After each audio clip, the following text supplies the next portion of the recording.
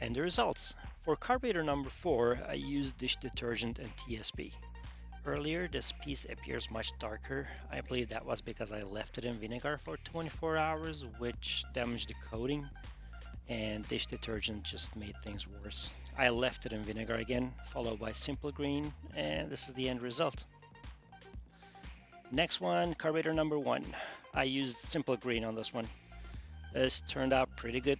No darkening. Certain deep spots didn't clean as well, so I had to manually clean them with a screwdriver and use compressed air.